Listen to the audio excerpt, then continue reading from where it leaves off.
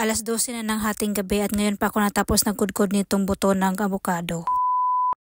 Hi, ako si Jovi, 12 taon ang kasambahay sa pamilyang Pakistani. Mag-12 na ng gabi katatapos lang nagdasal namin at natulog na yung mga amo ko at ako naisipan kong kudkurin itong buto ng avocado kasi kanina habang nagmassage ako kay madam ay tinanungan niya kung nakudkod ko na ba daw itong buto ng avocado kasi ito yung gusto niyang gagamitin. Kasi mas komportable siya kapag ito yung imamassage ko sa kanya, hindi yung in-slice na buto ng avocado. Kung maalala nyo, ito yung pinakaunang ginawa ko, kinudkod ko itong haplos ng avocado at haplos ko sa kanyang kamay ba. At nagustuhan niya yun, kaya ngayon gusto niya ay ganito na din daw, hindi daw yung in-slice na i-massage lang yung oil. Gusto niya yung ganito. At ito yung lagayan ko, yung malaki yung bibig para hindi ako mahirapang magkuha nitong mga kinudkod ba. Kasi kapag maliit, mahirapan ako lalo na't may oil. So ito, kukuha lang ako ng kutsara at madali lang siyang makuha kasi malaki yung bibig niya. Tapos olive oil lang yung ilalagay ko dito. Dati nilagyan ko ng alcohol at saka hinaluan ko din ng olive oil. As in guys, sobrang ganda ng amoy, sobrang bango niya. Pero ngayon wala akong alcohol kaya olive oil lang yung ilalagay ko dito. Sabi ng amo kong babae, mabisa talaga daw ito. At parang totoo naman guys kasi ngayon hindi ko na narinig na